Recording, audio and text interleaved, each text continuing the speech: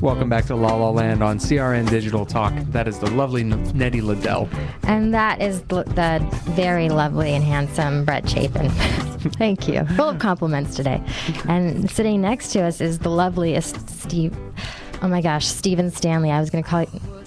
Never mind.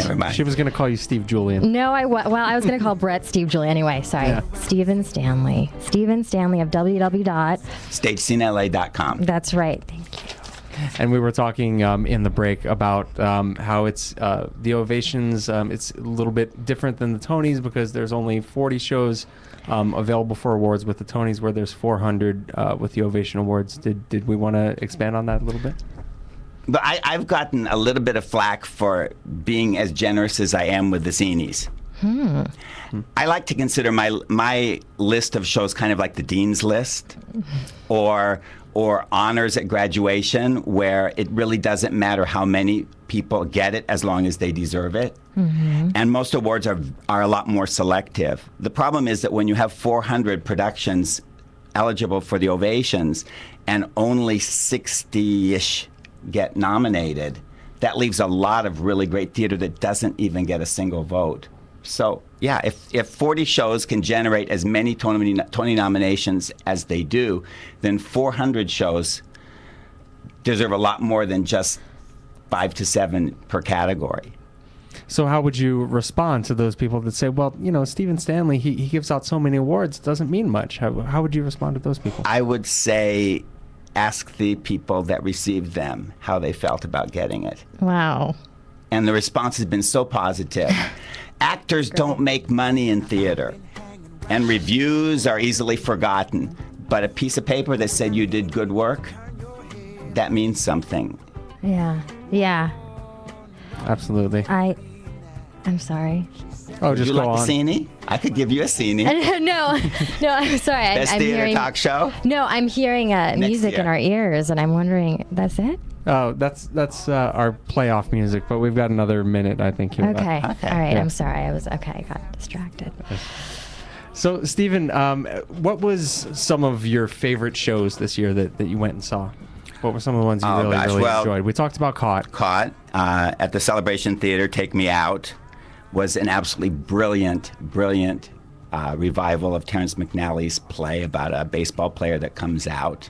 Michael Matthews is nominated for an Ovation and deserves it. He's a brilliant director, probably one of LA's best and most underappreciated.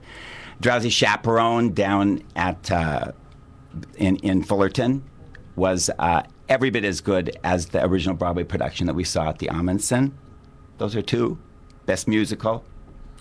Awesome. And the best revival. So those are some of your favorites? Those are some of my favorites. Right now, go see Michael Matthews' latest, What's Wrong with Angry, at the Celebration. And see Richard Israel's Falsettos, a great musical that's playing on Third Street Theater. Those are just two that pop into my mind. Oh, wow.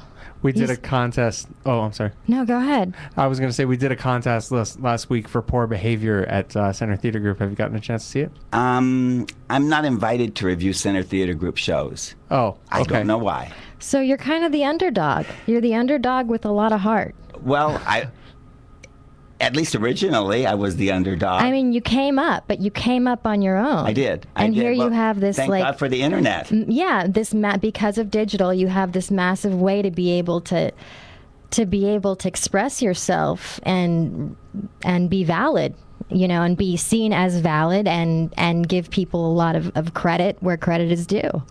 I was shocked to see that the 2 days of the senior announcements, I had over 7,500 hits on my website, which is not a million like you get on YouTube, but it was a lot more than I ever would have expected. Certainly thousands of people. Yeah. And it seems like it's getting bigger every year.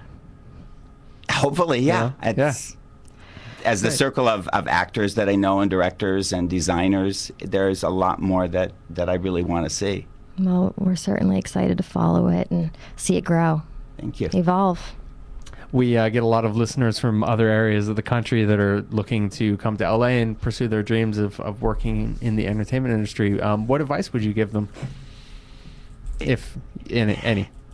Well, the first thing is, if you want to do theater, it's a great place to do theater, but don't expect to make any money. You're going to have to make your money in film and TV and commercials. And however, if you want a chance to act live on stage with amazing professionals, there's no place else in the country where you have so much talent doing so much theater. And for ticket prices that most people could afford. Something you cannot say about New York. Mm-hmm. At Gold Star and at Gold Star, even the basic ticket price is a third, a fourth of what you'd pay in New York for productions that have every bit the caliber of New York productions. Yeah. Well, we're going to be back in just a minute to talk to you a little more about theater in LA, Steven. If you have any questions for Steven, guys, last chance. 1-800-336-2225. Ask him anything you want. La La Land landline. La La Land landline. Guys, check us out on Facebook at facebook.com/LaLaLandTalk and twitter.com/LaLaLandTalk.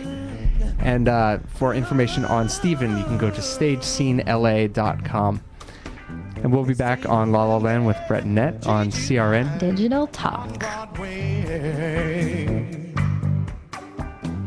Looking at them